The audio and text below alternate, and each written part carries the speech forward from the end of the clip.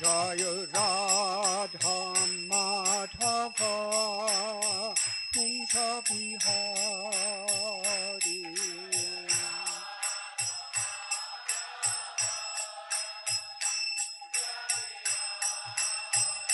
Jaya Gopi Jana Vallabha Girivardhari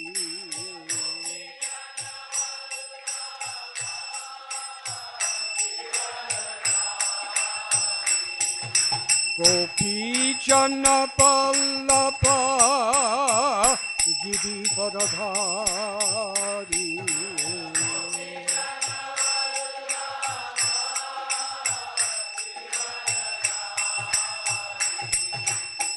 Yasodanandana Braja Janaranjana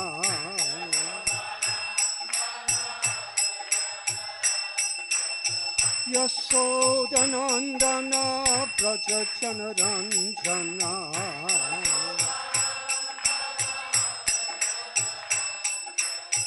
Jamuna Tira Banachari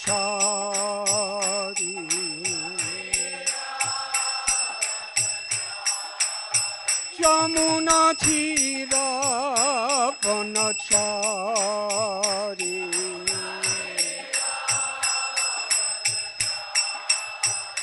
Jaya Radha Madhava Kunja Bihari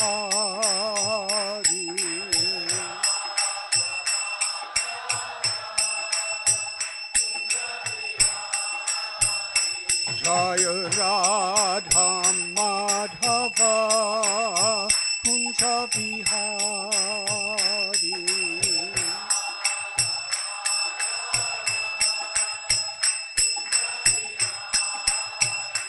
Jaya Radha Madhava Kunja Bihari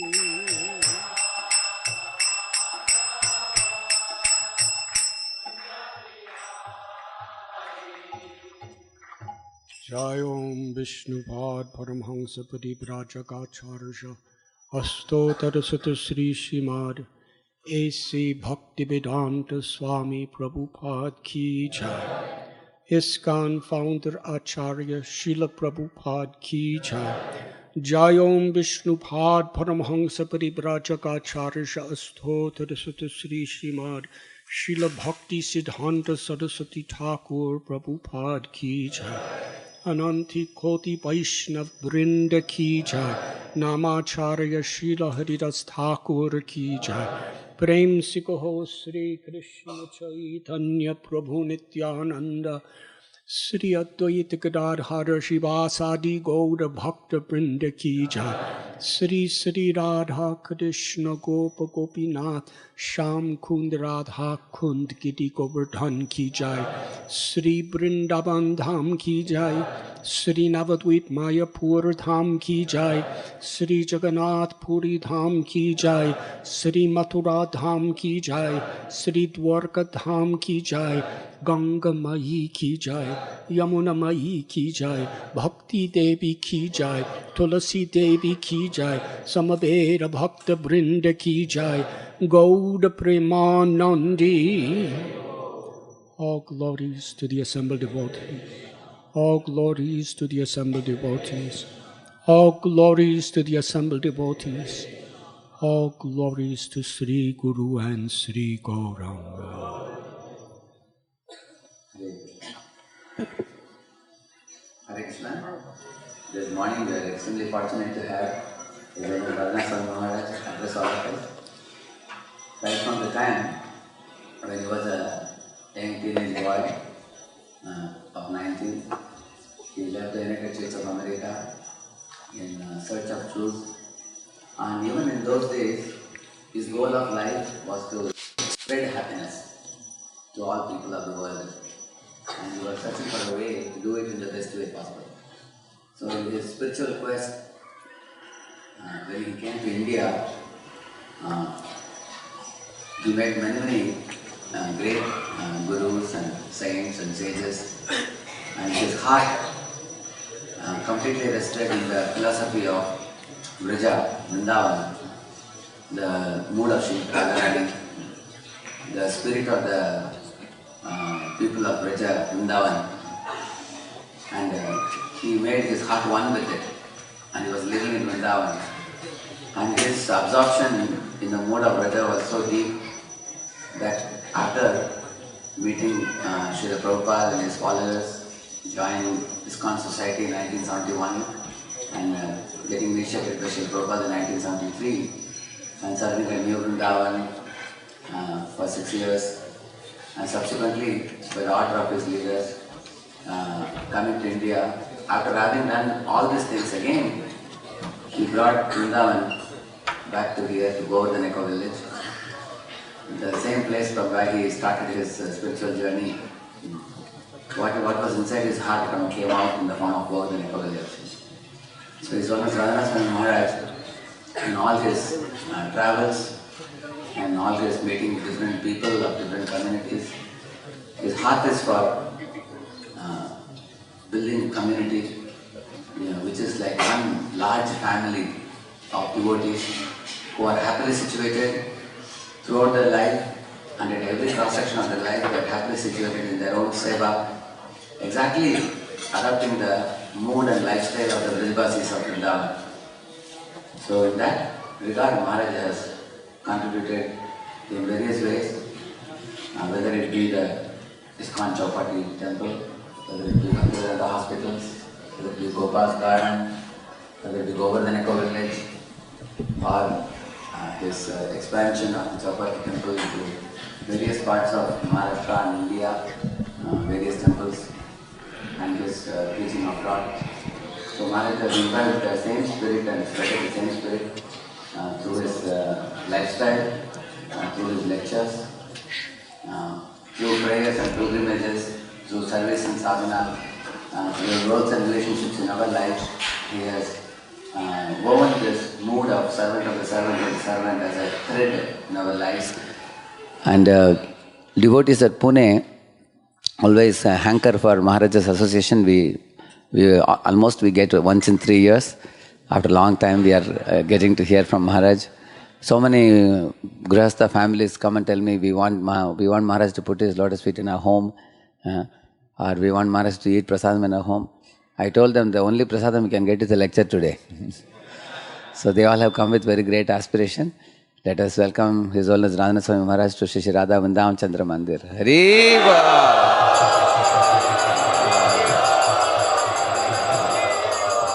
Radhanath Swami Maharaj ki, Srila Prabhupada ki.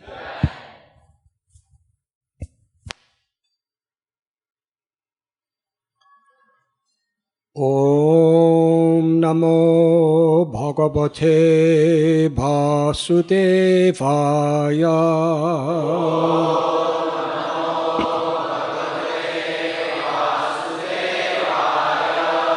Om Namo Bhagavate Vasudevaya.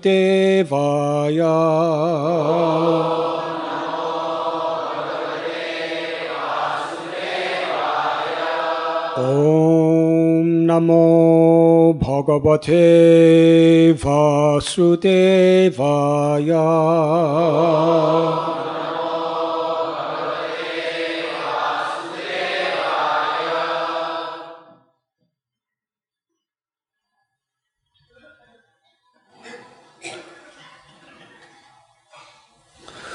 Tava gatamritam tapta jivanam.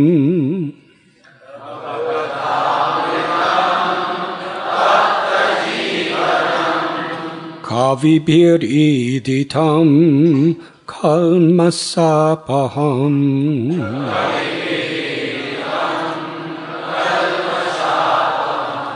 Sravana mangalam srimadatatam.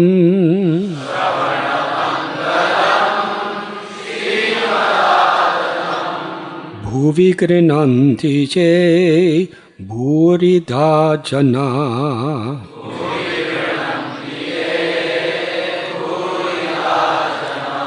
Tava katamritam tapta jivanam.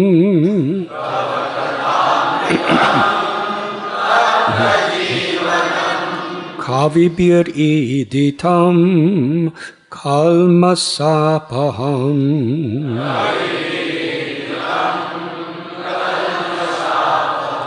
Sravana mangalam srimadatatam.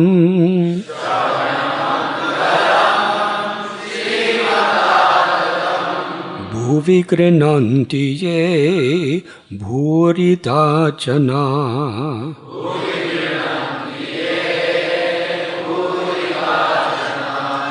Tava katamritam tapta jivanam.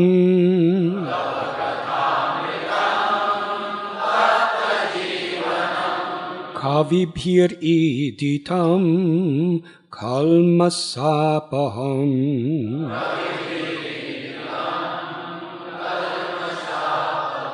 Sravana mangalam srimadatatam.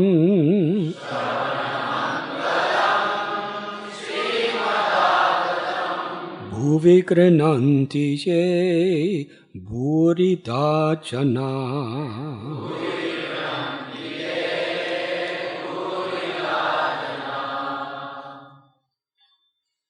Tavakatamritam tapta jivanam. Tapta jivanam. Kavibhiritam kalmashapaham.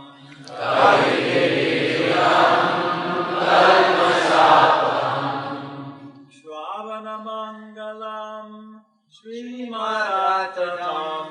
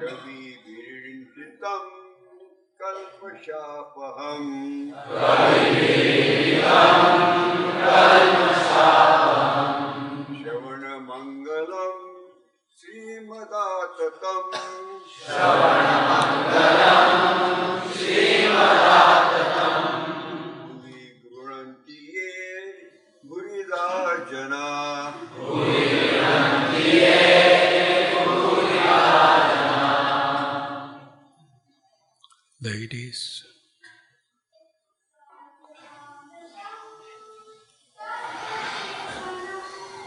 Radhanath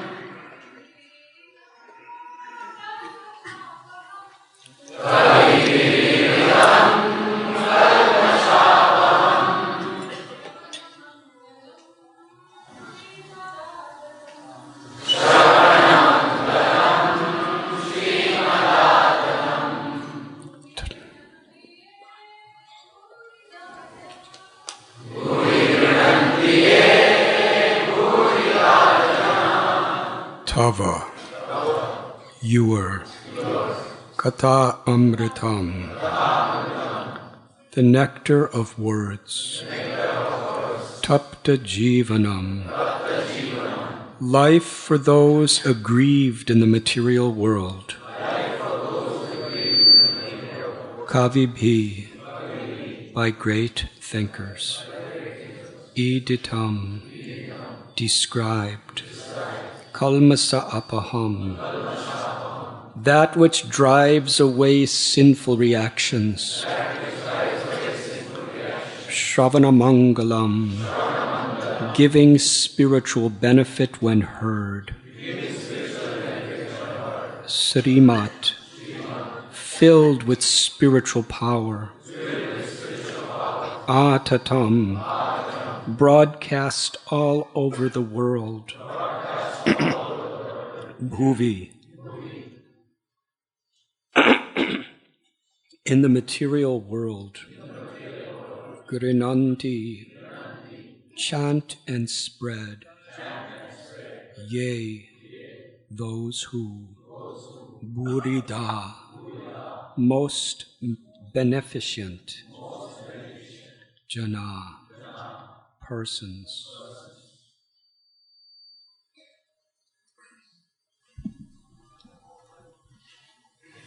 The nectar of your words and descriptions of your activities are the life and soul of those suffering in this material world. These narrations, transmitted by learned sages, eradicate one's sinful reactions and bestow good fortune upon whoever hears them. These narrations are broadcast all over the world and are filled with spiritual power. Certainly, those who spread the message of Godhead are most munificent. Purport. King Prataparudra recited this verse to Sri Chaitanya Mahaprabhu during Lord Jagannath's Ratha Yatra festival. While the Lord was resting in a garden, King Prataparudra humbly entered and began massaging his legs and lotus feet. Then the king recited the 31st chapter of the 10th canto of the Srimad Bhagavatam, the songs of the Gopis. The Chaitanya Charitamrita relates that when Lord Chaitanya heard this verse, beginning with Tava Kathamritam, he immediately arose in ecstatic love and embraced King Prataparudra. The incident is described in detail in the Chaitanya Charitamrita, Madhya Lila chapter 14, text 4 through 18. And in his edition, Srila Prabhupada has given extensive commentary on it.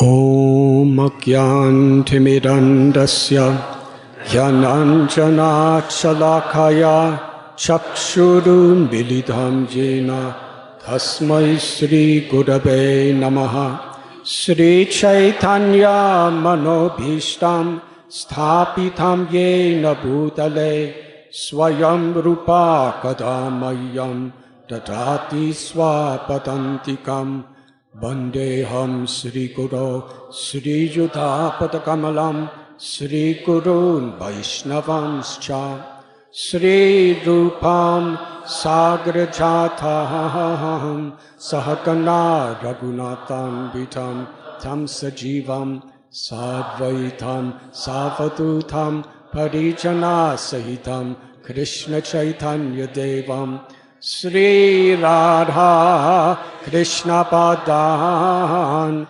Sahakana Lalita Sri Vishakam Vitamscha He Krishna Karuna Sindhu Dina Bandhu Jagatpate Gopesha Gopika Kanta Radha Kanta Namostate Tapta Kanchana Gaurangi Radhe Brindavaneshwari Vrishabhanu Sute Devi Pranamami Hari Priye Vansha Kalpatarubhyascha Kripa Sindhubhya Evacha Patitanam Pavanebhyo Vaishnavebhyo Namo Namaha Sri Krishna Chaitanya Prabhu Nityananda Sri Advaita Gadadhar Srivasadi Gaura Bhakta Vrinda Hare Krishna Krishna Krishna Hare Hare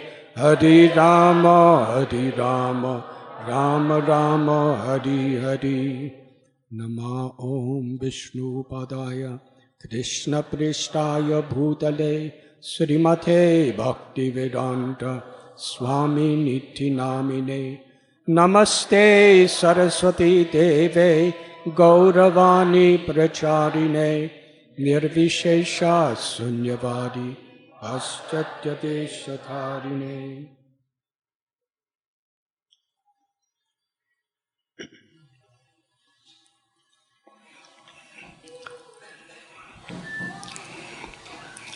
It is my great honor and fortune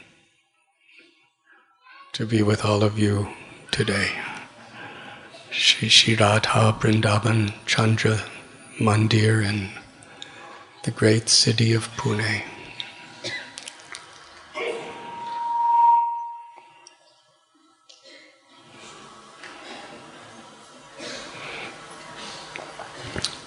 Thank you very much for being with us. We are reading today from Srimad Bhagavatam, Canto 10, Chapter 31, entitled The Gopis' Songs of Separation, Text 9. This particular verse was personally assigned to me by His Grace Radhe Shyam Prabhu.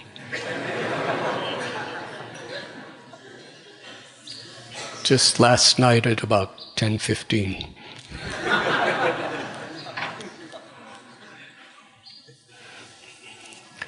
So taking your wish on my head top, and with the permission of all devotees, I will try to speak something. This verse is supremely special for limitless reasons. It's the very heart of the Srimad Bhagavatam, the very essence of Krishna's Leela, of the Viraha Bhav of Sri Radha and Gopis during their Rasa Leela, crying out together, singing in separation from Krishna. And it's also very much at the heart of Lord Chaitanya Mahaprabhu's Leela. Because Radha Bhava Duti Suvalitam Nome Krishna Swarupam. Sri Chaitanya Mahaprabhu is Krishna, who comes in this beautiful golden complexion to taste the sweetness of Sri Radha's love and to share that love with the whole world.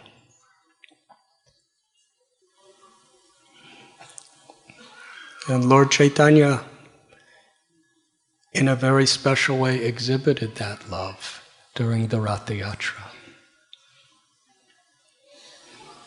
When after so many years of separation, Sri Radha met Lord Krishna at Kurukshetra. And she's singing, praying to bring Krishna back to Vrindavan. It was that mood that Lord Chaitanya was in during the Ratha Yatra in Puri. And it's also very special because at the conclusion of this particular sloka, the Gopis, Sri Chaitanya Mahaprabhu, they are praising that one who spreads Hari Kirtan and Hari Katha throughout the world is the most munificent, the most merciful. And Lord Chaitanya, upon speaking this part of the verse, he embraced Prataparudra Maharaj again and again, saying, "You are the most beneficial, you are the most merciful." So certainly this verse is also the Gopis and Lord Chaitanya personally glorifying our Srila Prabhupada.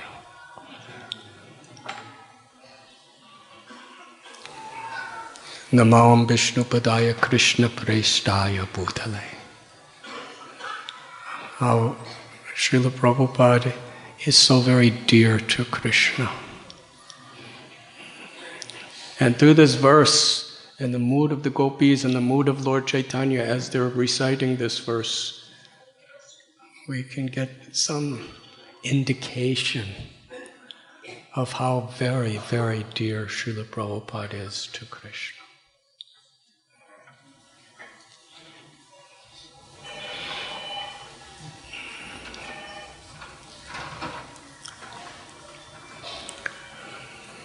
When devotees ask Prabhupada, "How can we repay you?" Srila Prabhupada's response on one occasion, "Whatever I'm giving you, receive it." Which means, hear what I'm speaking and follow these teachings, apply them to your life. Receiving means to apply it to every aspect of our life. The path of pure devotion. And then Prabhupada said, and share it with each other and the world.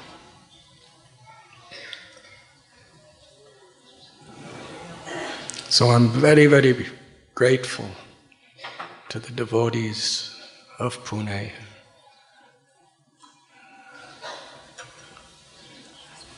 Miraculously, incredibly, in fact, unbelievably, and worldwide in distributing Srila Prabhupada's books during the month of December. You were in second place.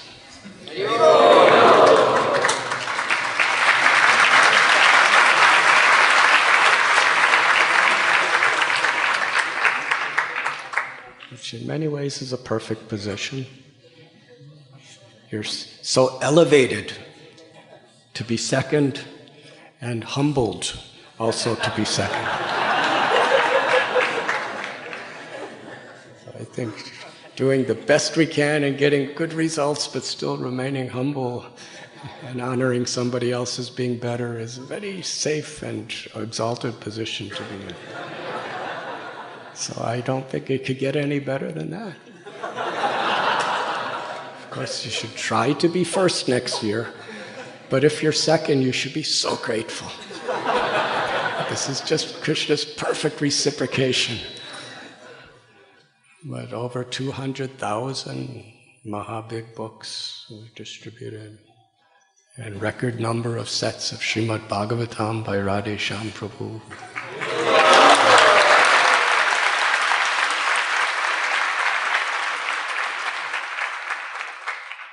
Yad yadacharati srestas tata deveta rochana sayat pramanam gurute lokas tadanuvartate. The Bhagavad Gita teaches that what the leaders do, common people follow. And here we have such an example of a leader here, a leader who has responsibilities all around India and is dialoguing with people all over the planet and perhaps the universe.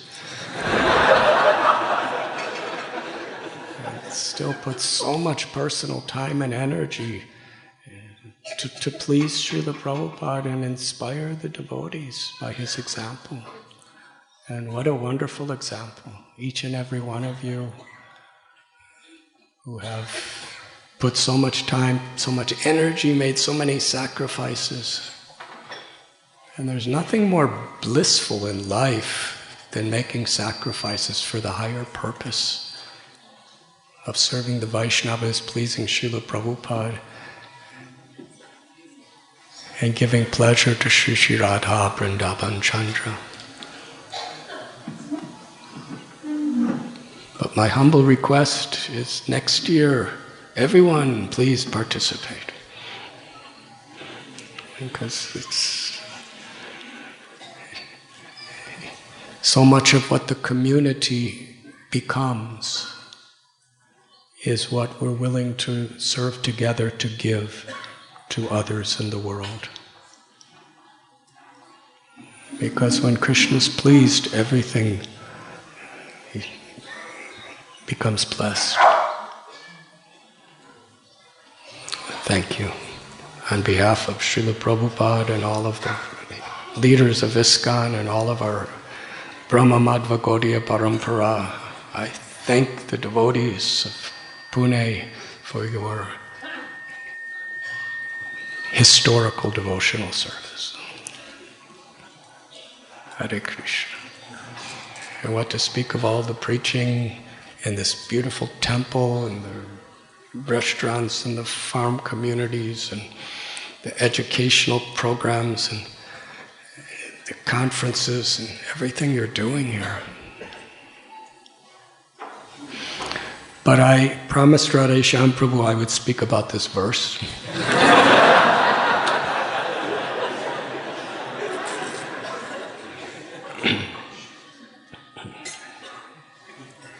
So briefly let us examine the context of this verse. Just recently at our Govardhan Eco Village, His Holiness Hanuman Preksha Maharaj gave an incredible, wonderful, inspiring, empowered class. And he was putting a particular verse and a particular story of the Srimad Bhagavatam expertly in the context of the whole Srimad Bhagavatam. It was really fascinating. Of course, the verse he was given was slightly different than this. This is the Gopis expressing their love and separation. The verse he was given is Daksha insulting Shiva. And we all know what Sati did in response. But the context here is the Gopis. They were in the highest state of ecstatic, pure love. Srila Prabhupada and our acharyas give us a hint of the nature of the Gopis' love. The greatest of the renunciates in the history of this world, they put the Gopis' love as the most exalted state of detachment, renunciation, and spiritual realization. Shukadev Goswami, he didn't even understand the difference between male and female. He was Brahman realized. He just didn't even see that the body existed. He was completely on that Atmarama state of experiencing the bliss of his own soul and seeing other people's relationship with Krishna.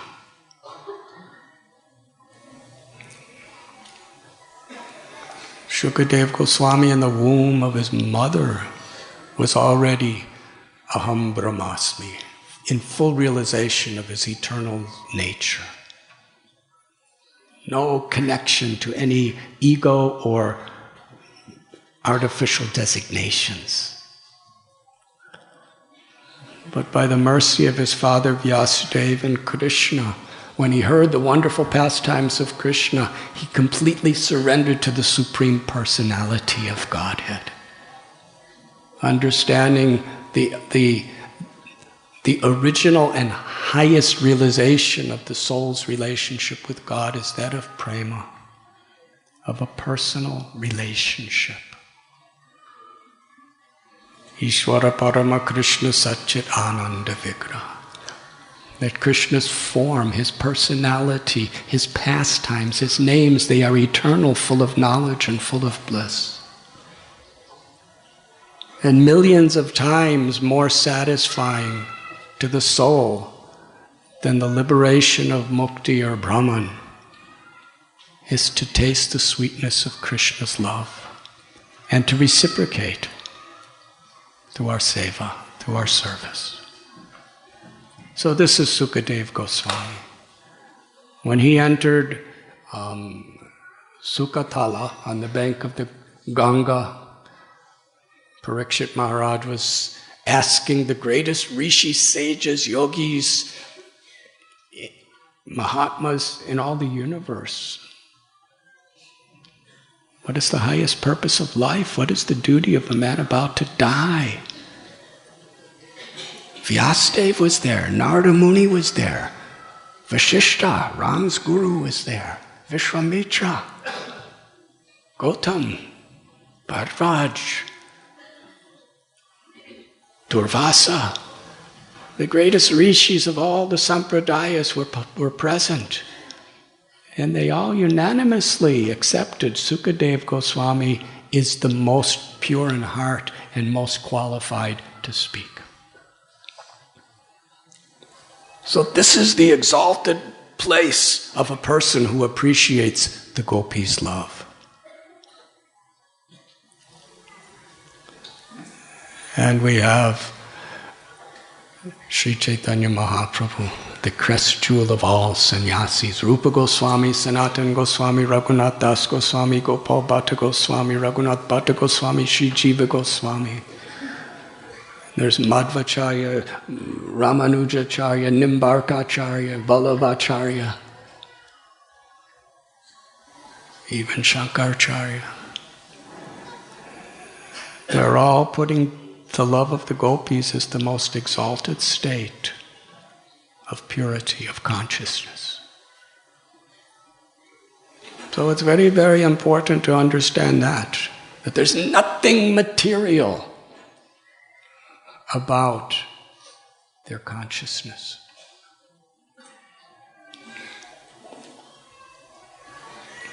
So to satisfy the gopis, Krishna called them with flute on the full moon night of the autumn season, standing under the tree called Bamsi Bhat on bank of Yamuna. And the gopis, our acharyas described, they did not go to enjoy Krishna. They went to give Krishna happiness. But what gives Krishna happiness?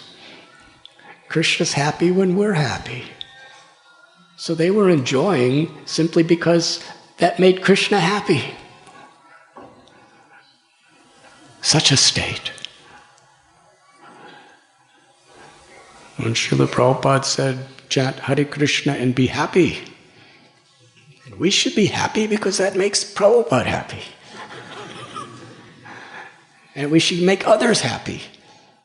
Because there's nothing that gives Prabhupada more happiness than when we make others happy. And when we make others happy, we become happy. And when we become happy, he becomes happy. And when he becomes happy, Krishna becomes happy. And when Krishna becomes happy, then we're happy. Because all we want is Krishna to be happy. This is bhakti. So the gopis left everything.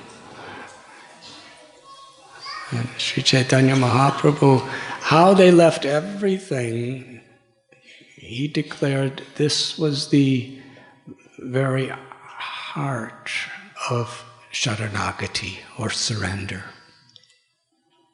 to the will of Krishna.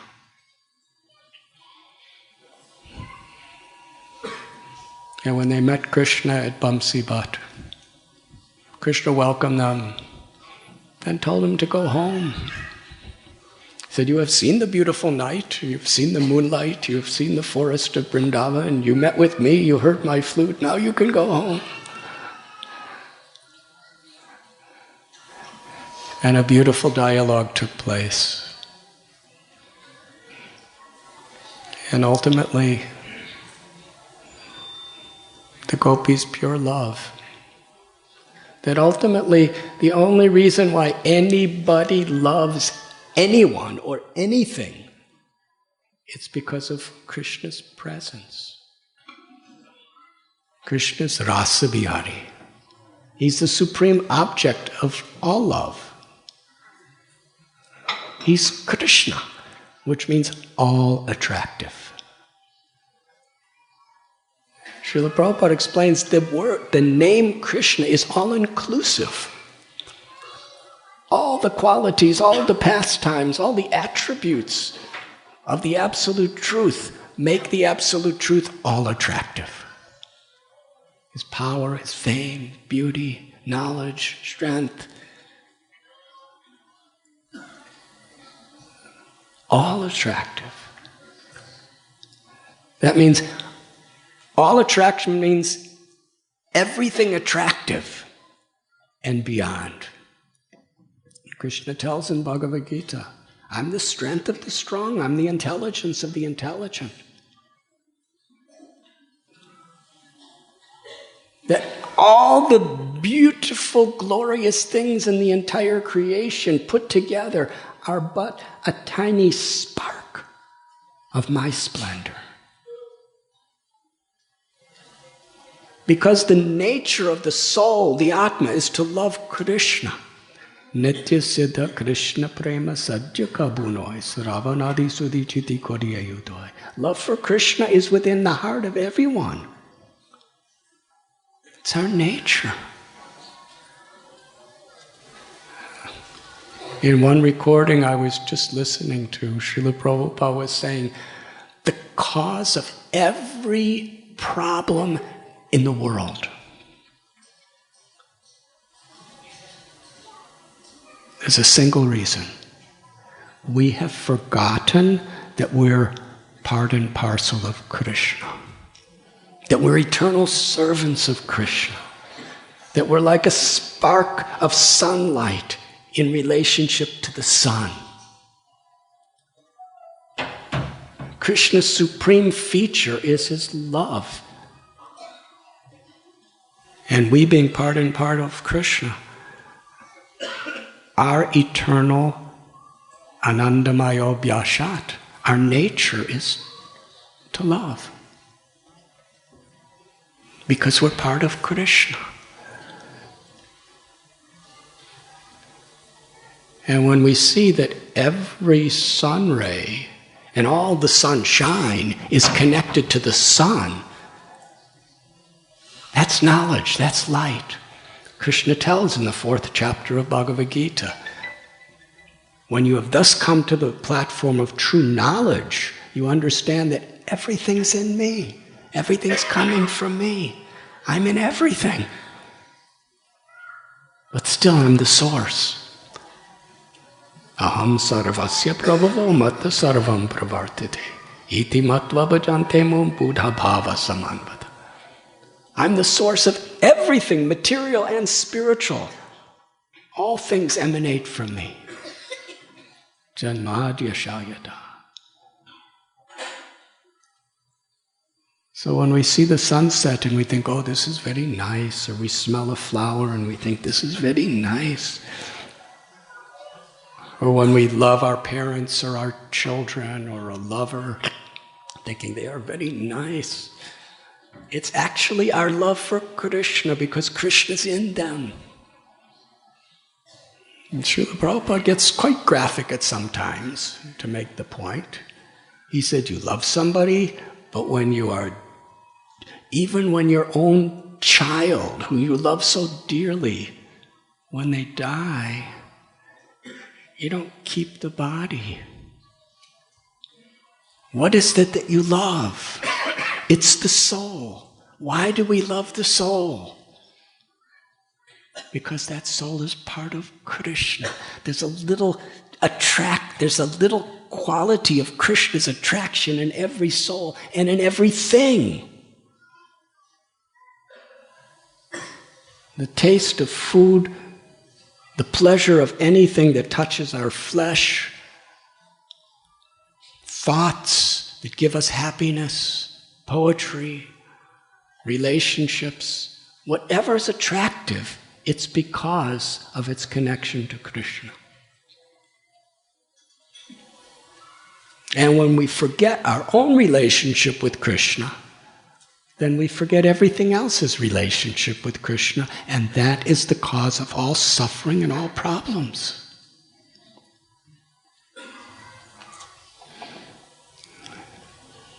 So on bank of Yamuna, the Gopis tell Krishna that you're telling us to go home and everything, but actually our home is forever with you.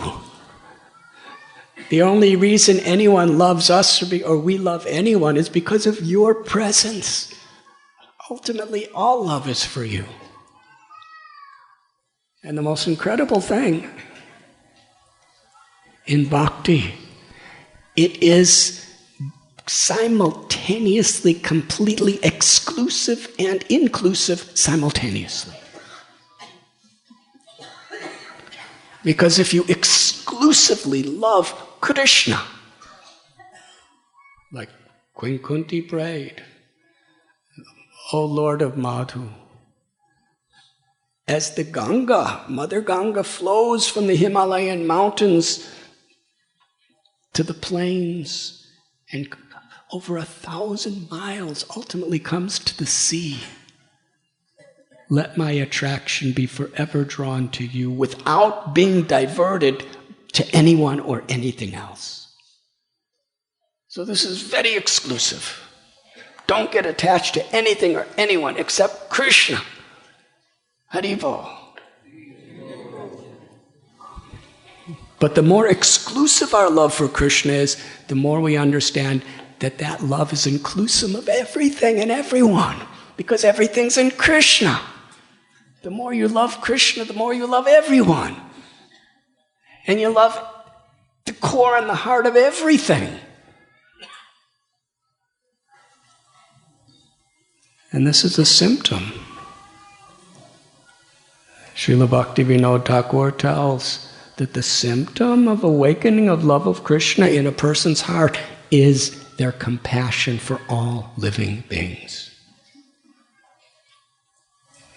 Compassion just doesn't just mean action. It means action that's motivated in love. We care.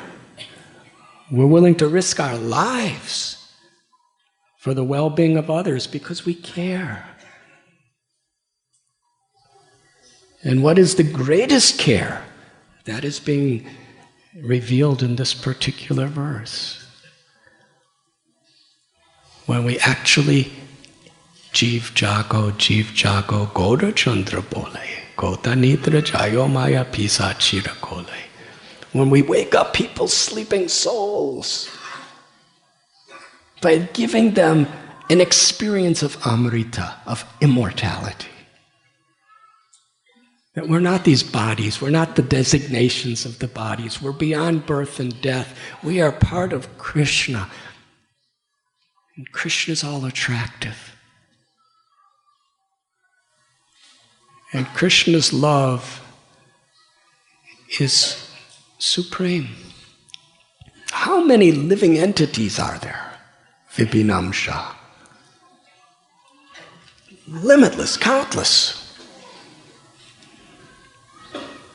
As far as living entities, which includes all different varieties of life, and even Maharaj can explain us scientifically different tiny little lives, how many little people are there in our body?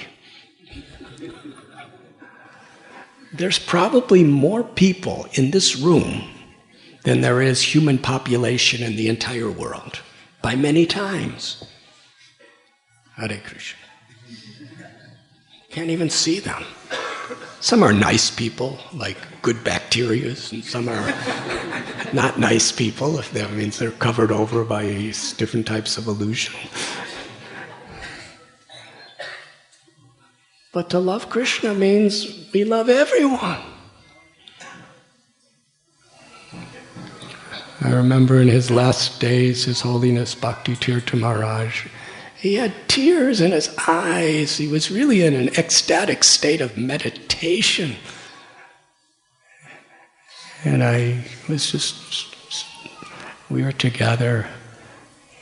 He said, I'm just sending my prayers for blessings for all the cancer cells that are in me. The cancer was killing him. And he was just expressing how much he loved them because they're part of Krishna. Hare Krishna. Of course, it's our duty to fight against them when we can. But it's not with hate, it's with love. What pleases Krishna, that's all that determines why we do anything. Samsiddhir haritoshanam.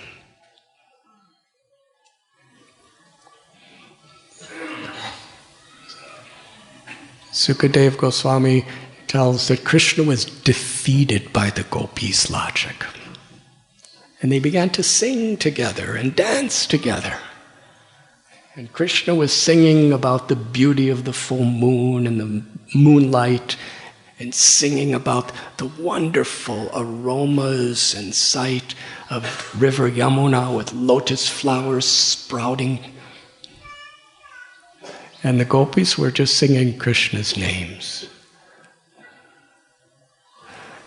And as Krishna was dancing with each gopi, reciprocating, each gopi was thinking, Krishna's only with me. That's Krishna's power. He could love everyone and make everyone think they're so eternally, uniquely special. Krishna's only with me. This is an incredible philosophical idea. How the absolute truth can make every living entity who was awakened to their relationship with Krishna think that Krishna is now only with me. Because he actually is. But simultaneously we know that everyone's like that. The Paramatma is in everyone's heart. Each and every one of us has a personal little Krishna within us. He's not only little, but he's simultaneously Virat Rupa. The same Virat Rupa is appearing in this form in our hearts. Isn't that special? We have our own personal Paramatma in our heart. The super soul. And for a devotee, that super soul manifests as Krishna playing flute. So Krishna's there within our heart. And that particular Krishna that's in our heart is the same Krishna that every time we die comes with us into another body. And he never leaves us. Whether we're an insect or a lizard or a plant or an animal or a bird or all kinds of human beings, my Krishna is always with me. Isn't that special? He never leaves us. And he's just waiting to reveal himself. Yeyatam mam prapadyante tam stadaiva bhajamyaham. Krishna reciprocates according to our service, our sincerity, and our surrender. He's just there in our heart forever, waiting for us to turn to him so he could reveal himself.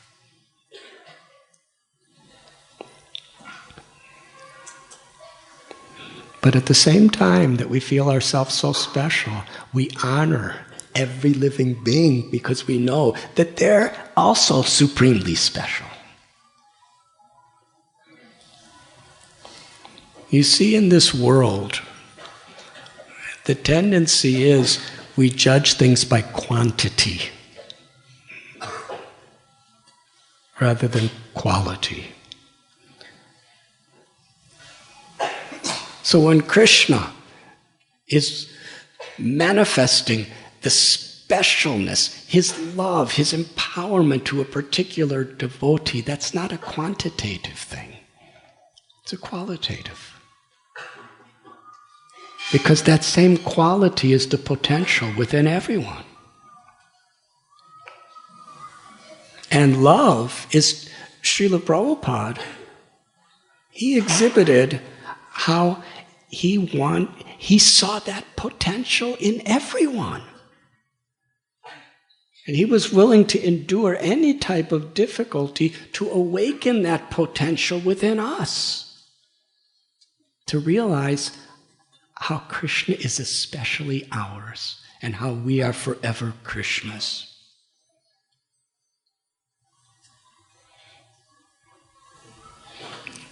So the gopis thinking Krishna's only with me, of all the other gopis, he's only with me. They were proud of Krishna. But Krishna performed so many various pastimes, and each one can have limitless lessons from different perspectives. So to teach people that Krishna does not approve of pride, he disappeared. But at the same time, he was reciprocating with their love because their pride was based on pure love for him. And he wanted to increase their love through viraha, through the experience of love and separation. So the gopis, they became mad in this love for separation. That madness was total absorption in Krishna. Their body, their minds, their words, their life, everything was in complete remembrance of Krishna. To such an intense degree. The ultimate perfection of samadhi is absorption. And the gopis were experiencing the highest of all states of samadhi. They were absorbed in Krishna. They were looking for Krishna in the forest, asking every particular tree, have you seen the son of Nanda Maharaj? Where is he? Did he come by this way? They were asking the ashok trees and the banyan trees and the tamal trees and the kadamba trees and every other type of tree. But the trees didn't answer. Then they asked Tulsi Devi, Vrindavan, a forest of Tulsi. You're always at the lotus feet of Krishna. You must know where he is. Please tell us. And when they asked everyone and nobody answered, well, one person who definitely knows where he is at all times is Mother Earth. Because if he's somewhere in this world, that means she knows where he is. And right now, he's standing on her, so she knows. So they were begging and praying to Mother Earth, please tell us, where is Krishna? She didn't say anything. And then they saw a deer, a female deer.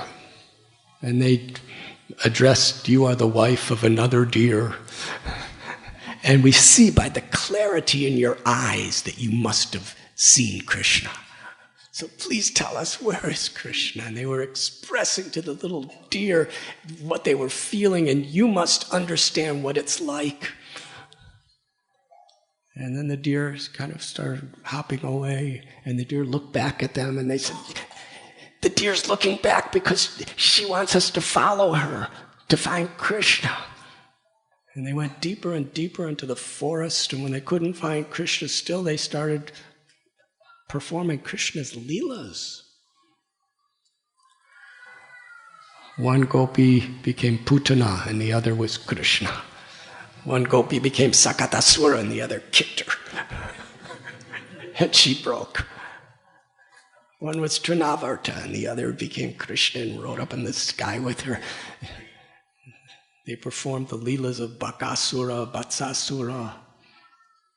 They performed the leela of binding Krishna with the rope. One was Yashoda Mai, one Krishna. One gopi started dancing on another gopi's head.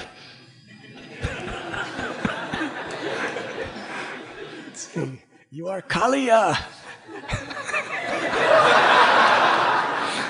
And the gopi was saying, yes, I am Kaliya.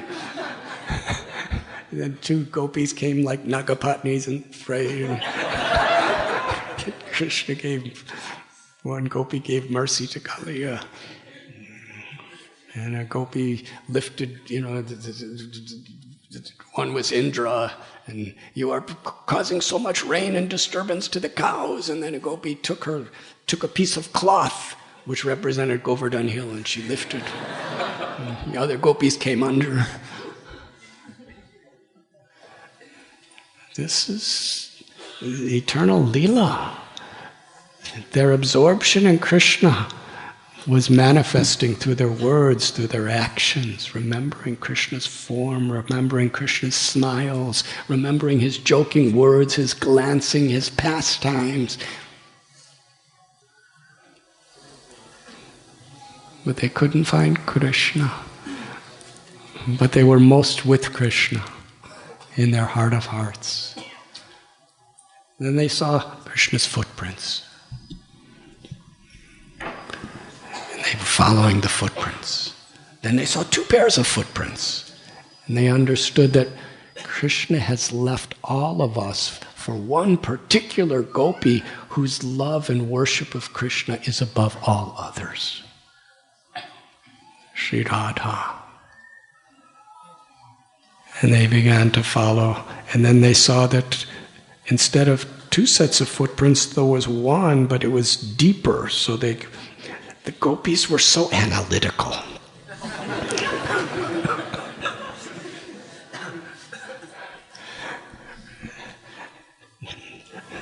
That the gopi must have got tired, so Krishna's now holding her, and that's why his footprints are deeper now, and sure, hers isn't here. And then they found a place where it looked like they were sitting down, and then they saw Krishna's footprints, only the front part. He's reaching up to collect flowers, and he came here to put flower garlands on her hair and to braid her hair.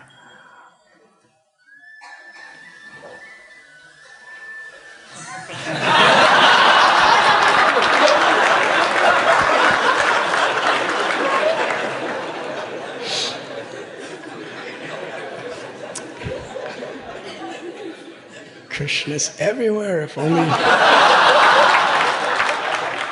if we have the ears to hear and the eyes to see.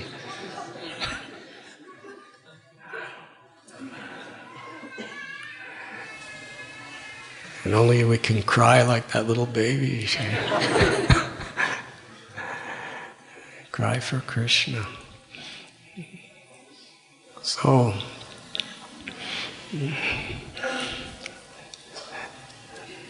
then they realized there was only one set of footprints. And as they were going further and further, they found Sri Radharani, just like them, searching everywhere for Krishna and crying. She wanted to give Krishna happiness. Krishna's left everyone just for me. And I'm feeling tired. Please carry me. And Krishna said, yes, I will carry you. And then he disappeared. So now Sri Radha and all the gopis are searching for Krishna, absorbed in remembering Krishna, reminding each other of Krishna. And they went deeper and deeper and deeper into the forest until it became so dark that not a single beam of moonlight could enter into that part of the forest. It was total darkness. They could no longer search for Krishna. In their moods of separation, they all went back to the banks of the river Yamuna. And there, together, they chanted Krishna's names and glories. Sankirtan. Ultimately, all their searching and all their analyzing brought them to the point where together, Machchita Madgata Prana Bodhyanta Parasparam Katyantaschamam Nityam Tushyanti Charamanti Cha. Let us help each other by loudly crying out for Krishna. And they sang Krishna's names and glories together. And that song is these particular verses, Jayati Te Dikam.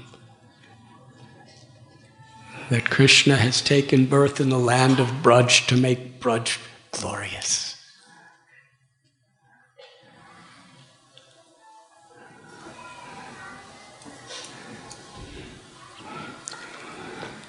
So Lord Chaitanya is Krishna in the mood of Sri Radha.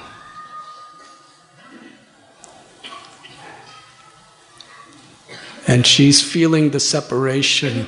It described, Krishnadas Kaviraj Goswami tells, that Lord Chaitanya Mahaprabhu, he was almost constantly in the mood of Sri Radharani when Uddhava came to Vrindavan. And she's expressing herself at Krishna in this vipralamba, in this mood of separation. And Krishna wanted especially to taste the sweetness of the viraha bhav, the mood of separation, because that's the most complete and full and ecstatic state. Srila Prabhupada quotes Srinivasacharya, He Radhe Brajadevake Chaladite He Nanda Shuno Kataha. That the six Goswamis, they were not saying, I have seen Krishna. In India, so many times people say, I have seen Krishna and I dream of Krishna and my deity was talking to me and so many things. But the Goswamis of Vrindavan, they taught us to cultivate these feelings of separation from Krishna, which bring about the truest, purest state of humility. The highest level of taking shelter and the deepest connection to Krishna's presence. So during Ratha Yatra, Lord Chaitanya, after in the mood of separation from Krishna, now he's bringing Krishna back to Vrindavan.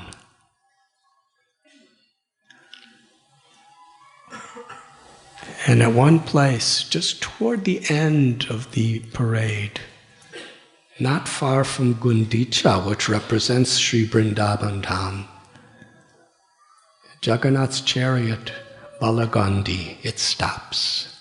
And many, many offerings are brought to the chariots. At that time, Lord Chaitanya went to a garden.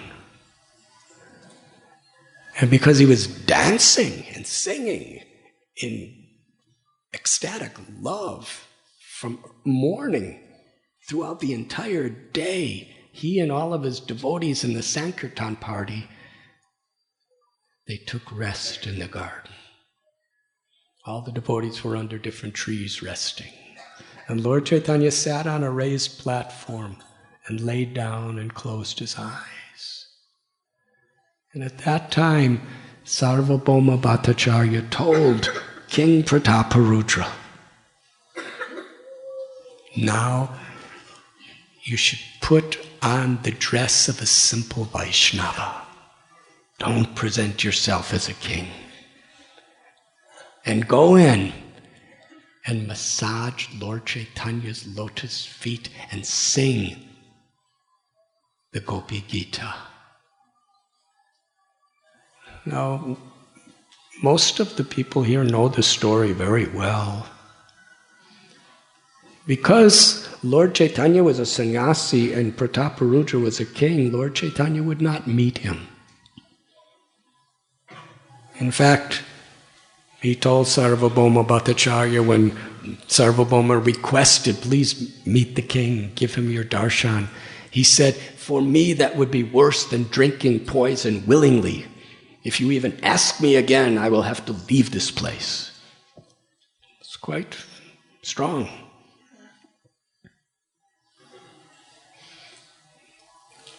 So Sarvabhauma Bhattacharya, he was rejected. But when he told King Prataparudra, he said, but the Lord, because of the sincerity of your love, He will be merciful to you. And then when Ramananda Rai came with the king from South India, Ramananda Rai told him that when I told Prataparudra Maharaj, the king, that you wanted me to come and live in Puri with you, I asked if I could resign. He was the governor of the whole Madras, which is now Chennai area. Very valuable government official and a very high level. Usually if somebody at the peak of their career says, I want to leave, most kings would not accept that. We see when Sanatana Goswami wanted to leave his king, he put him in prison, chained him. He wanted to leave for the same reason. But King Prataparudra, he cried. He said, you are so fortunate. The Lord will not come and meet me. He will not allow me to see him, but he's calling you to be with him. That will make him happy. Not only do I give you full permission and blessings to leave your service forever, go, give the Lord happiness. I will give you a full pension and a full salary for the rest of your life. And Ramananda Rai said, the king, as soon as I saw your name, he was so happy. I wish I had one drop of his love for Krishna. And Lord Chaitanya, Madbhakta Pujapyadika. Krishna shows his mercy to one who pleases his devotees. Because King Prataparudra has given you pleasure in this way by his service to you, Krishna will certainly deliver him. But then still he wouldn't meet the king. And then the Ratha Yatra day, just at the beginning of the parade, Sri Chaitanya Mahaprabhu saw King Prataparudra with all sincerity in his heart. He was sweeping the street. Bangi, a street sweeper. You see, Sri Chaitanya Mahaprabhu, Krishna, he does not see just what we do. He sees the intention, the purpose in which we do it. The king was actually identifying himself with such gratitude and devotion as being the humble servant of the Lord, the most menial servant of the Lord. Especially in those days in the Indian society, a street sweeper is the most menial of all services. He took that role. He didn't have to do that. He could have been sitting on his throne having the best of all darshans of Jagannath. He was in charge of the temple. He was in charge of the whole state. But from his heart, he wanted to take the most menial position. And at that point, When he saw the sincerity of the humility and service attitude of Prataparudra Maharaj, Lord Chaitanya decided, I will give him my complete mercy. But it didn't come so easy. At one time, Lord Chaitanya, during his ecstatic dance, he fell right into King Prataparudra's arms. And as soon as he came to external consciousness, Lord Chaitanya jumped away. And with the complete disgustful expression on his face, he said, abominable, abominable, I have been touched by a materialistic person. He didn't even look back. The king was mortified. Sarvabhauma Bhattacharya said, you just see how merciful he is to you? Internally, even he's very happy with you, even though externally he's very angry. So this is the way Vaishnavas can see things. So the King Prataparudra got messages that he was more abominable than poison, he was a materialistic person, and Lord Chaitanya in so many ways. And here, Sarvabhauma Bhattacharya says, go in and massage his feet while he's sleeping. Hari Hari. King Prataparudra knows Lord Chaitanya is the Supreme Personality of Godhead. At any moment, he could take the form of Narasimhadev.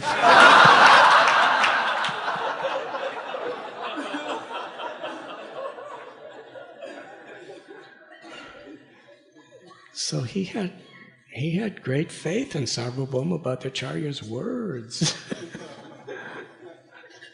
And then, this is most important. The heart of the story is so much here. King Prataparudra offered his obeisances and received the blessings of every Vaishnav there. Then he went in. And all the devotees that were in the garden, King Prataparudra was humbling himself to receive their mercy. Then he massaged Mahaprabhu's feet. And under the guidance of Sarvabhauma Bhattacharya and Ramananda Rai, he began to sing the Gopi Gita. Lord Chaitanya's eyes opened.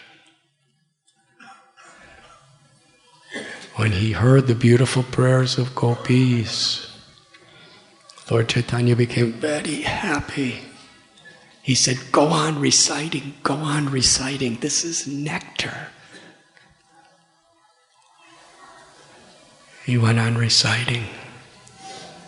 And then he came to this particular verse.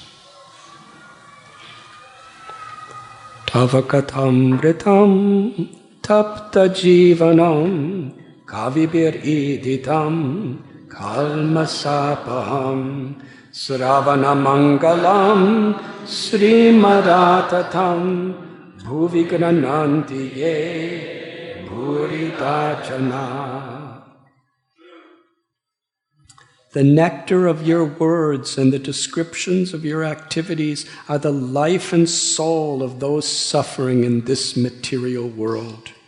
These narrations transmitted by learned sages eradicate one's sinful reactions and bestow good fortune upon whoever hears them. These narrations are broadcast all over the world and are filled with spiritual power. Certainly, those who spread the message of Godhead are most munificent. When Lord Chaitanya Mahaprabhu heard the king recite this verse, he embraced King Prataparudra. He embraced him again and again and again. Lord Chaitanya Mahaprabhu said that you are giving me the most precious of all gems, but I have nothing to give you in return. All I could do is embrace you. As he was embracing the king, his Lord Chaitanya's limbs were trembling. The king's limbs were trembling. Lord Chaitanya was bathing the body of King Prataparudra with his tears of compassion, and King Prataparudра's tears were pouring from his eyes. Both of their hairs were standing on end. Lord Chaitanya Mahaprabhu continued to embrace the king again and again, and then Sri Chaitanya Mahaprabhu himself recited this particular verse over and over.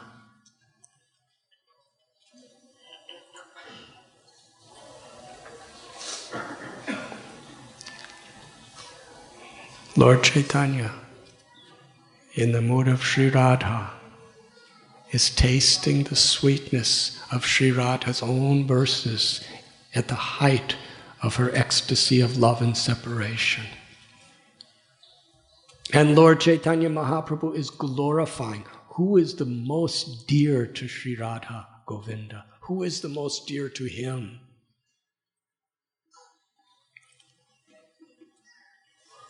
Those who spread this message of Shravanam Kirtanam to the world.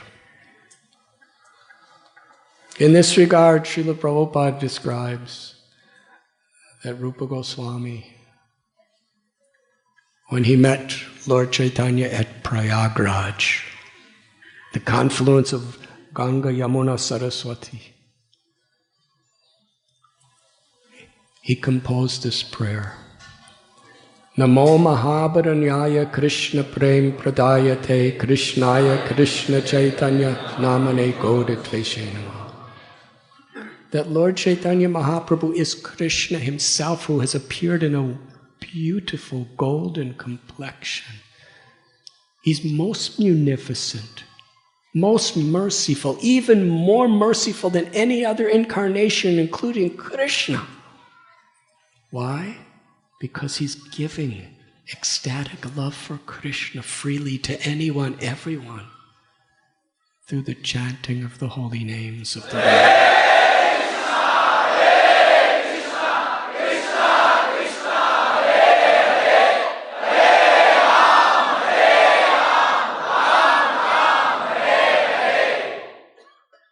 In this purport, Srila Prabhupada quotes from Lochan Das Thakur. Parama Karuna Pahunduvijan Nitai Gaurachandra. That their karuna, their compassion, their love, their mercy is supreme. Lord Chaitanya and Lord Nityananda. And Thakur Narottam Das. Brajendra Nandana Je Shachishuta Hoilo Se Balarama Hoilo Nitai Dina Hinayata Chilo Harinama Udharilo Tara Sakshi Jagai Madhai. That Lord Chaitanya and Lord Nityananda are Krishna and Balaram who have come to bestow the greatest mercy of the chanting of the holy names of Krishna. There is no greater benediction, Param Vijayate Shri Krishna Sankirtanam, in all of the world. The most auspicious, blessed, and purified of all activities is sincerely chanting the holy names. And it could deliver even the most fallen. And the testimony of this is Jagai and Madhai. In one recording, Srila Prabhupada is talking to a government official of India. I believe it was in Mumbai. And this person was a high court lawyer. And he was quoting this verse. He said, you see, if you want to, you must have evidence. If you want to establish something as truth, you must have evidence. You are understanding this? You are an advocate, a lawyer? Yes? And he said, yes. You must have evidence? Yes. Well, here is the evidence. Tara Sakshi Jagai Madhai. Jagai and Madhai, they were the most degraded, fallen egoistic, sinful of all people. And yet they became pure devotees of the Lord by the power of the Lord's mercy, Lord Chaitanya and Lord Nityananda, and by the power of the holy names.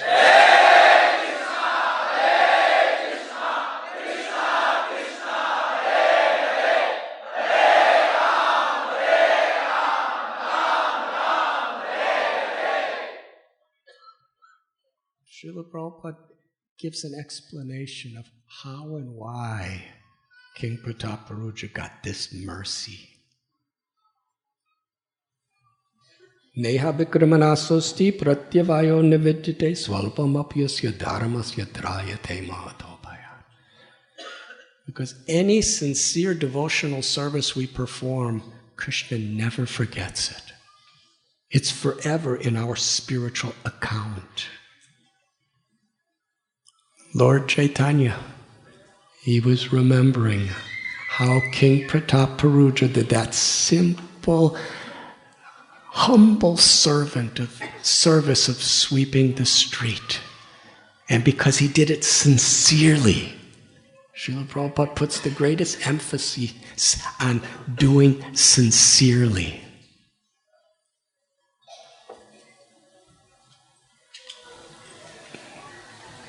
To Sanatana Goswami Mahaprabhu, he said, pure love for Krishna is the most rare thing.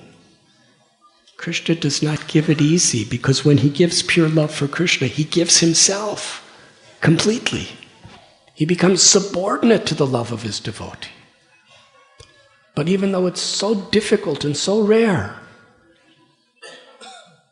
he gives it easy for one who is sincere, serious, and has no ulterior motives.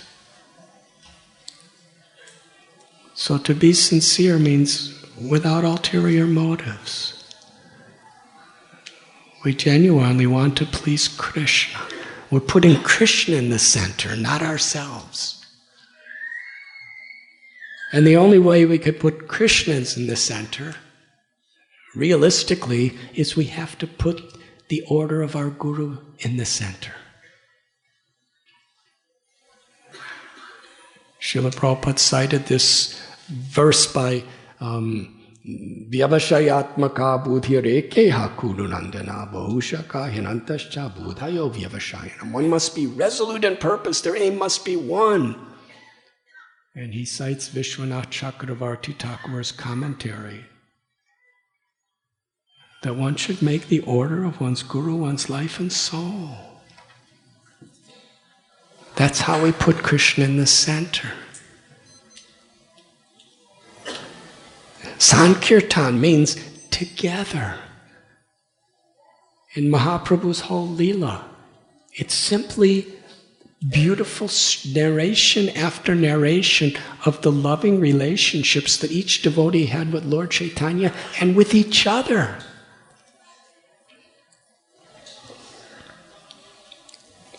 And what happened next gives us a very intimate view of what this really means. After Lord Chaitanya bestowed such mercy on King Prataparuja, he embraced him again and again. He cried on him. He was singing the beautiful Gopi Gita with him. And then finally the Lord said, "You have given me such nectar. Who are you?"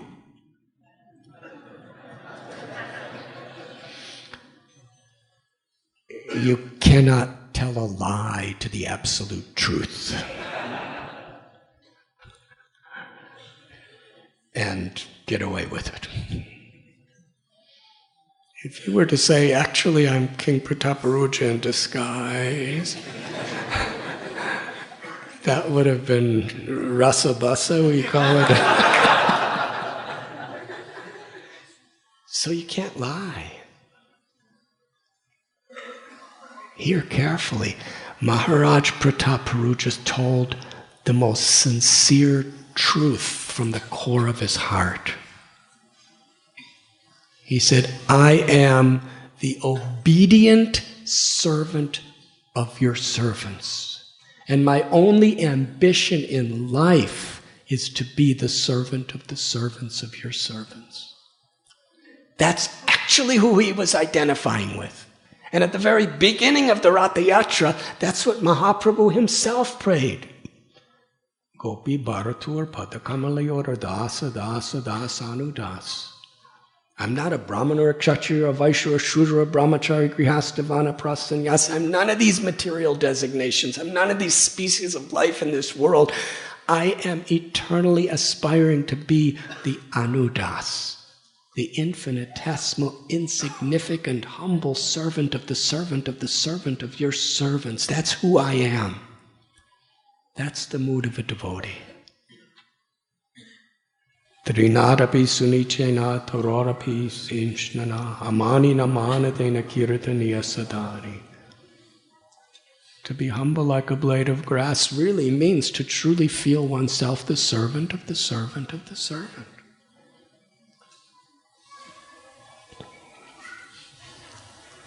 He was revealing his heart sincerely. And here Lord Srila Prabhupada describes, this is what all the great souls are praying. Prahlad Maharaj was offered any benediction of Narsingha Dev. And he only prayed to be the servant of the servant of the servant of the Lord. And Dhruva Maharaj was offered any benediction by Kuvera. His only wish was to be the servant of the servant of the servant of the Lord. Kolavita Sridhar, who was so poor materially, was offered anything by Lord Chaitanya. He only desired to be the servant of the servant of the servant. Lord Chaitanya Mahaprabhu himself, he did not begin the Sankirtan movement until he was initiated by his guru, Ishvara Puri. And he rendered humble service to Ishvara Puri. And it was only when Ishvara Puri gave him the order to spread the Sankirtan movement all over the world that he did. And Nityananda Prabhu never preached. He traveled all over India for over 20 years.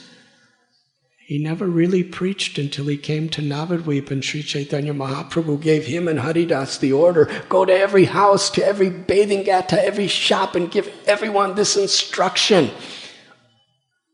Worship Krishna. Chant the names of Krishna. Speak about Krishna. Remember Krishna. Krishna is your true wealth. Krishna is your life and soul. Go. And from that point, Nityananda Prabhu, his whole life was preaching Krishna consciousness and Harinam Sankirtan. So even the Lord himself is in the mood of the servant, seeking blessings. Rupa and Sanatana Goswami, they first approached Nityananda Prabhu and Haridas Thakur, and by their blessings they were brought into Lord Chaitanya. And they humbly served the order of the Lord and his devotees. Narottam Das Thakur, he was a prince of royalty and wealth and prestige and beauty and knowledge. And yet he was secretly cleaning the urine and stool of his guru, Radhanath Swami Maharaj. In the early morning, and he proclaimed, this is the wealth of my life, my service. Such a simple service. So Srila Prabhupada is explaining, this is the consistent prayer of every true devotee, to be the servant of the servant of the servant. We don't want to be God. We don't even want to be great devotees of Krishna. To try to be a great devotee of Krishna is not very pleasing to Krishna. But to be the humble, sincere servant of the servant of the servant of Krishna is where Krishna's blessings are to be discovered in our life. Bhaktisiddhanta Saraswati Thakur said, do not try to see Krishna, but try to serve Krishna in such a way that he's pleased to see you. And let us, I think it's overtime, but let us just examine King Prataparuja. He had so many opportunities to see Lord Chaitanya. Why was he willing to end his life, give up his throne, and become a beggar if Lord Chaitanya didn't give him darshan? Because surely during Rath Yatra, he could see Lord Chaitanya. In fact, when the devotees of Navadvip first came to Puri, he was on the top of his roof and he was seeing Lord Chaitanya. He had every opportunity to see Lord Chaitanya. So why was he so interested in this darshan? It wasn't to see the Lord. It was to reciprocate with the Lord's love. It was the Lord being pleased to see him. This is a very, very incredible idea. He was seeing Mahaprabhu. But why was he willing to give up his throne, his wealth, his family, his life? Because just seeing the Lord wasn't good enough. That's not bhakti. But for the Lord to be pleased to see you, that was his aspiration. And the Lord was so pleased to see him. I'm the servant of your servant. And when he said that, Lord Chaitanya was so pleased with him. Lord Chaitanya, Krishnadas Kaviraj Goswami says, just see the power of Lord Chaitanya's mercy. He knew that the king was the king. But he didn't know the king was the king. Because he knew the king was the king, but he didn't want to know the king was the king, so he didn't know he was the king, so he didn't reveal that he knew anything. I don't even know what I said. I'm sorry.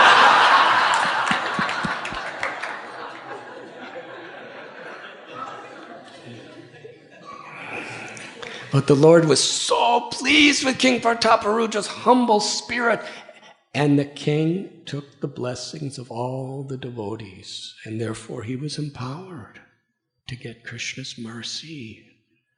And then Sri Chaitanya Mahaprabhu revealed to the king his divine opulences. He revealed to him his identity of Krishna and told the king, do not tell anyone this. But somehow or other, everyone knows.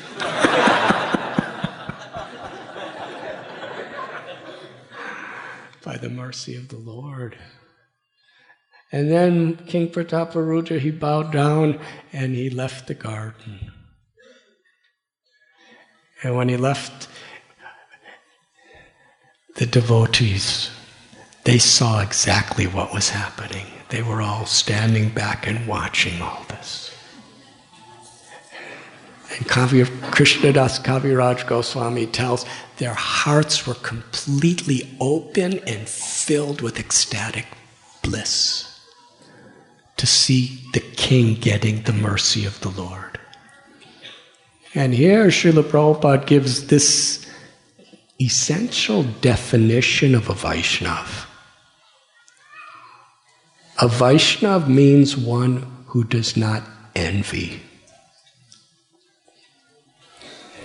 That's quite humbling, at least for some of us. Are we really Vaishnavas? We're trying to be Vaishnavas. But the standard of a true Vaishnava is no envy.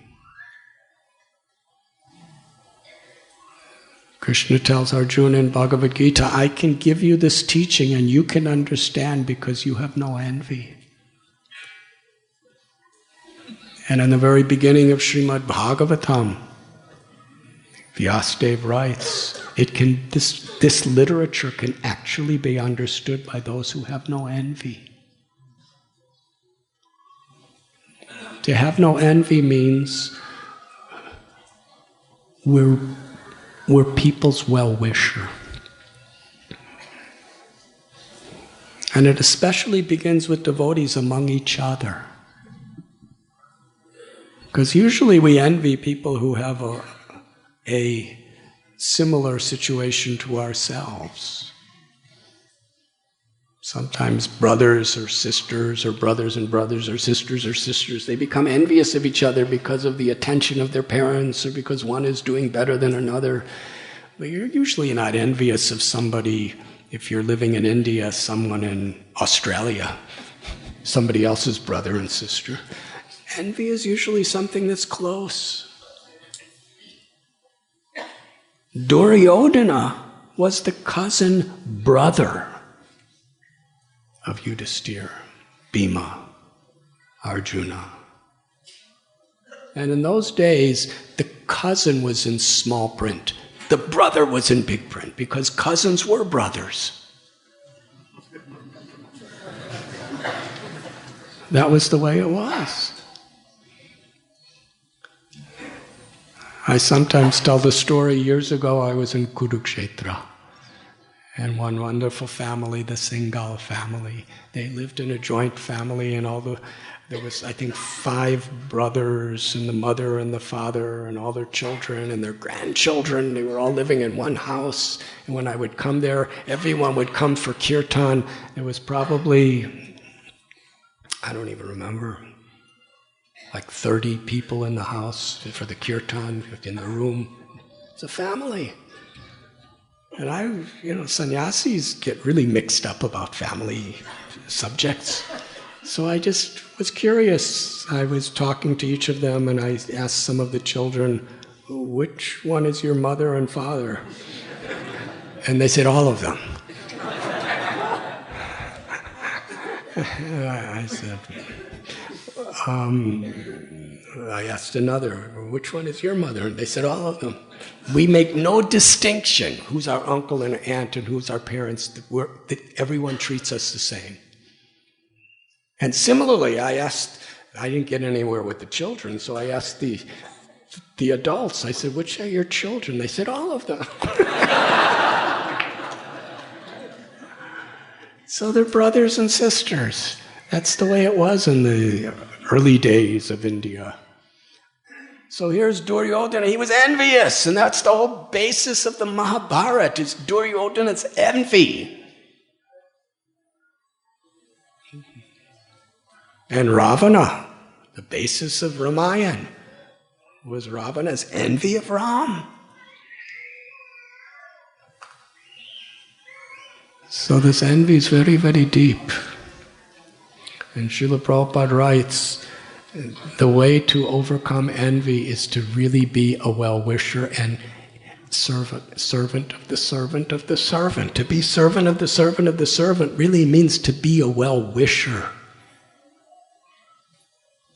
When we become very happy to see another person being empowered, another person being blessed, another devotee being successful, then Krishna in our heart is deeply pleased with us. He might be more pleased with us who have just failed in what we've done because we're so happy with somebody else succeeding. He might be more happy with us than the person who succeeded. Our spiritual advancement doesn't necessarily, it's not defined by what we accomplish. Our spiritual advancement is defined by how we please Krishna. Yasya prasadat bhagavat prasaro. Krishna's pleased when we please our gurus. Srila Prabhupada said, you can show your love for me by how you cooperate with each other. That's a powerful statement. Cooperation doesn't mean it doesn't mean that we're just not fighting. At least we should do that. But it means to actually be a well-wisher. To actually find joy in seeing others progressing. Srila Prabhupada himself, his greatest joy of life was seeing any of his disciples making spiritual advancement. So the greatest joy in our life should be to see any of our God brothers, God sisters, cousins, brothers, as we were just talking about this whole idea of cousins, brothers. We're all brothers and sisters. We may have different gurus and this and that, but we're all brothers and sisters. ISKCON is a transcendental joint family.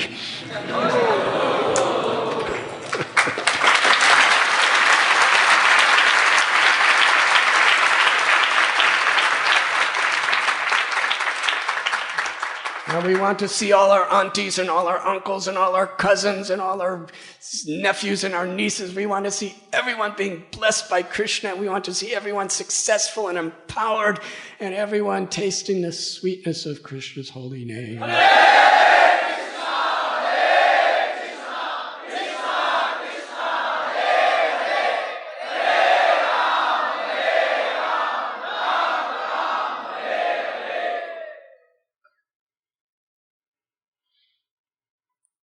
So all the devotees were so happy. They were not thinking, why is that king getting all that mercy? You know, I gave up my home, I gave up my family, I gave up my wealth, I'm begging. I gave up all that stuff. I'm not getting that mercy. What's he doing? He's enjoying like anything. He's living in palace. He has wives. He has children. He has money. Why is he getting that mercy? No one was thinking like that. Everyone was thinking, this is the joy of my life, to sing another person getting Lord Chaitanya's mercy, getting empowered.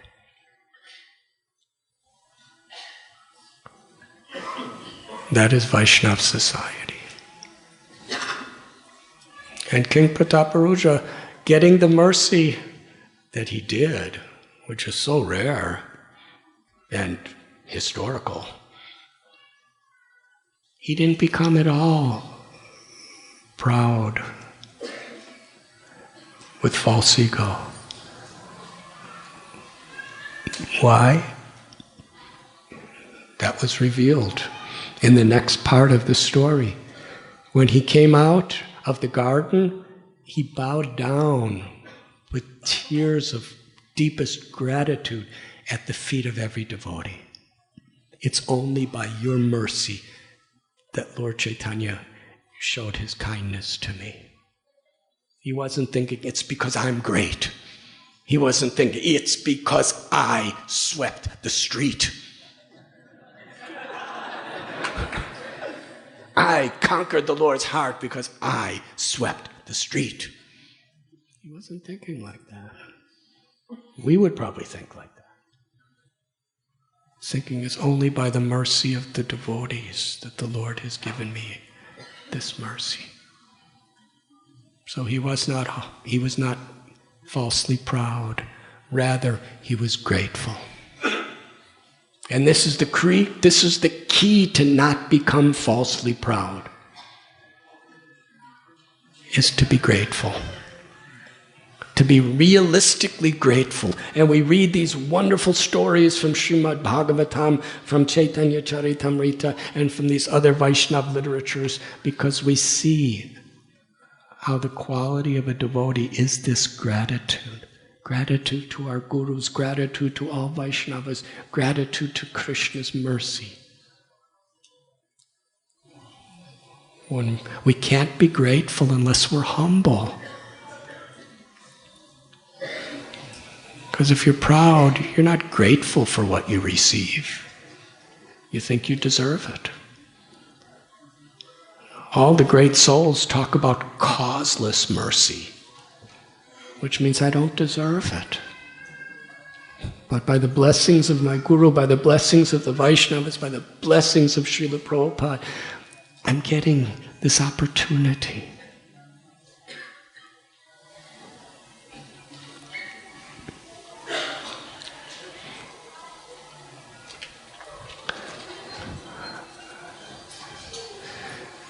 In such a wonderful way, the devotees of Pune have pleased Srila Prabhupada through developing these wonderful projects, through your incredible book distribution. And I must say that His Holiness Srila Gopal Krishna Goswami Maharaj, his enthusiasm, his love for Srila Prabhupada as is expressed through book distribution is one of the greatest blessings on the planet. Wherever he goes.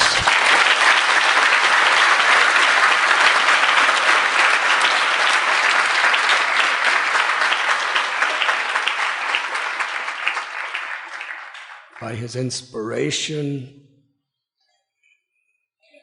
the temples in Delhi, not only are they the largest book distribution temples in the world, but they're 2, 3, 4, 5, 6, 10 times bigger than practically any others. It's incredible, it's unbelievable, it's amazing. Usually every year, the first place, second place, third place, it's all New Delhi. And somehow or other, by his inspiration here in Pune, it's like he's competing with himself. It's amazing. You have defeated 3 of the other temples in Delhi.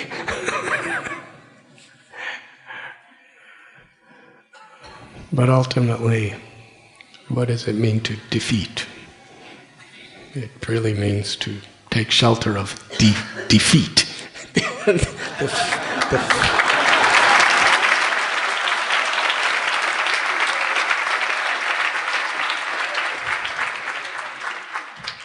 Sorry, I don't know where that came from. But that's just, this is our idea of defeat. We defeat others by trying to touch defeat of others. When we take shelter of the feet of the devotees, when we receive the shelter of Krishna's lotus feet. So I want to congratulate, I want to thank His Holiness Gopal Krishna Goswami Maharaj for his incredible enthusiasm, inspiration, and empowerment he's given all. And my gratitude forever to Srila Prabhupada. By his limitless, merciful heart,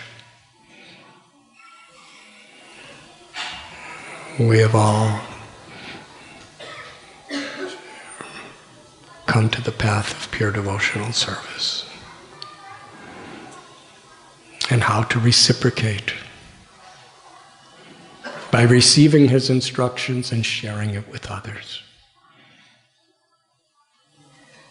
To take shelter of the holy name, to read his books very carefully to our capacity. To render seva, servant of the servant. And to truly aspire to cooperate with each other as our well-wishers. Srila Prabhupada signed every letter, your ever well-wisher. To be the servant of the servant of the servant means on his behalf we're also well-wishers. Chaitanya Mahaprabhu brought all these incredible teachings right into the Ratha Yatra and the Ras Leela of Sri Vrindavan, because you cannot separate them. Srila Prabhupada ki jai.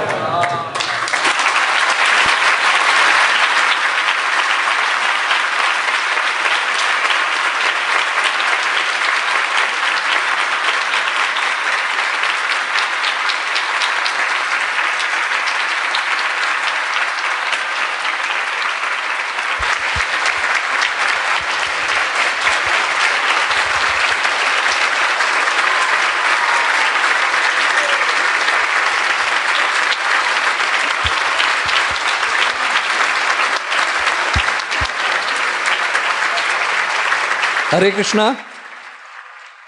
Hare Krishna Maharaj. We are extremely thankful and grateful to you for giving us nectar, Tava Kathamrutam, from Srila Prabhupada's nectar. Your additional realizations, the presence of other Srila Prabhupada disciples, Vaishnavis and Vaishnavas, were extra ingredient in your nectar. And your class, which was more than 90 minutes, was so wonderful, so enlightening, so instructive. Last year, you gave us nourishment before Janmashtami about Krishna Lila. Here now, just before Gaur Purnima, you are giving us a nectar from Chaitanya Lila. So we are extremely grateful to you. We look for your inspiration. The very proof that we are inspired by you and the Prabhupada disciples, Vaishnavas, is here. So much huge congregation devotees. And we want to be deep, we want to take shelter and deep shelter of your lotus feet and Srila Prabhupada's disciples' lotus feet. Thank you, Guru Maharaj, for your wonderful class. Thank you very much. And thank you all the Vaishnavas present here. And we want to thank all Guru Maharaj and all other Prabhupada disciples and Vaishnavis and senior by chanting 3 times in traditionally Hari Bol. Hari Bol. Hari Bol. Hari Bol. Thank you.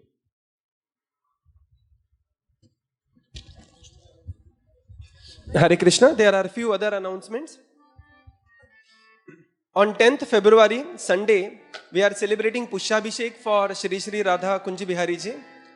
Program will be at 7 p.m. and devotees are invited for flower seva in the daytime. Please attend this program in the evening. On 16th February, we have special Kirtan Sandhya by His Grace Madhava Prabhu. This program is from 4 p.m. to 7 p.m. followed by a dinner prasadam. On 17th and 18th, we are celebrating NVCC anniversary, observing Adhivas and Nityanand Trayodashi. Detailed program schedule will be sent to you. In brief, observing Adhivas and Boat Festival on 17th and on 18th February, Nityanand Trayodashi. We will also celebrate NVCC anniversary, Abhishek at 9:30 am, Kirtan and then Prasadam.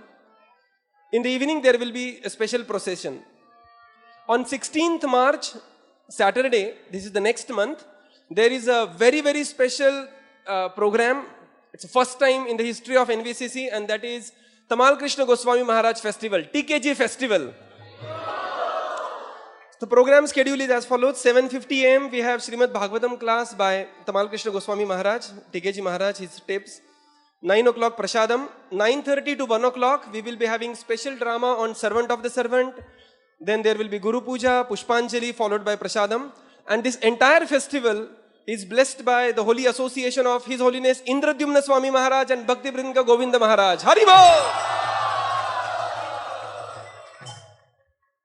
On a sad note, we have very sad to convey the demise of Shriman Roshan Pandit, father of His Grace Vibhav Krishna Prabhu. He was a very active devotee, very, very sincere and always in the mood of servant of the servant. He served in book distribution, Jivdaya department for 10 glorious years. We request all the devotees to chant Mahamantra when we are chanting after Maharaj and pray for the departed Vaishnava and the bereaved family. And last but not the least, Prasadam will be arranged in the downstairs Prasadam hall. That's what we do for every festival. Thank you very much. Hare Krishna. Hare Krishna. Just now, His Holiness Radhanath Swami Maharaj told us that ISKCON Pune got 2nd rank in the world for marathon book distribution. And one of our very senior devotee, Pandit Prabhu, Vibhav Krishna Prabhu's father, he served in our marathon book distribution department more than 10 years.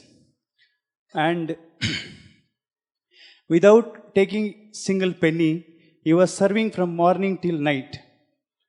All our congregation devotees and brahmacharis are very grateful for him.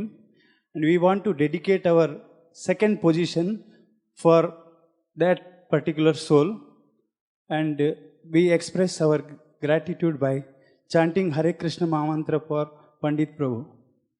Please, all of us, please raise your hands and chant one Hare Krishna mantra for Hare Krishna, Hare Krishna, Krishna, Hare Hare Rama, Hare Rama. Yesterday night, His Holiness Radhanath Swami Maharaj and His Holiness Gopal Krishna Goswami Maharaj, both of them, they have chanted Hare Krishna Mahamantra for that particular soul. And recently I went to meet him, and he was lying in the bed, and he gave me 2,000 rupees, and he told me that please take this money and give it for Srila Prabhupada book distribution. And I told him that, no, Prabhuji, you need this money and you have to pay for your medical expenses. But he told that, whatever I give, that is of mine. ये जो आप मैं दे रहा हूँ वो मेरा है, और जो नहीं दे रहा हूँ वो मेरा नहीं है. तो ऐसे सिंसियर सोल है, तो हम उनके लिए प्रार्थना करते हैं. हरे कृष्ण.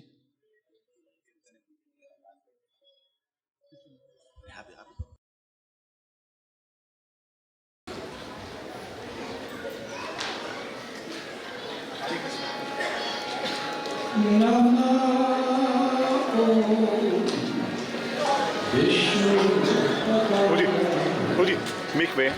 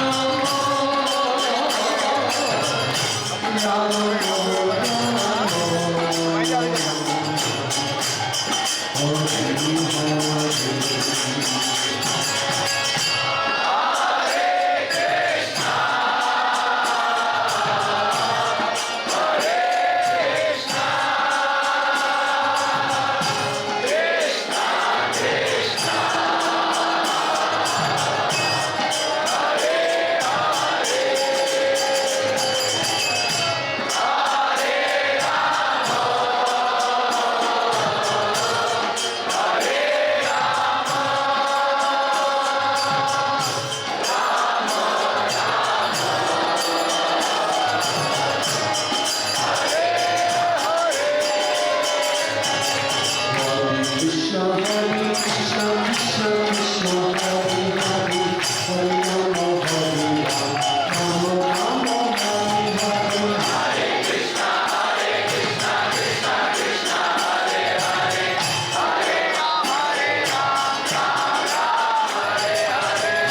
Krishna, Krishna Krishna,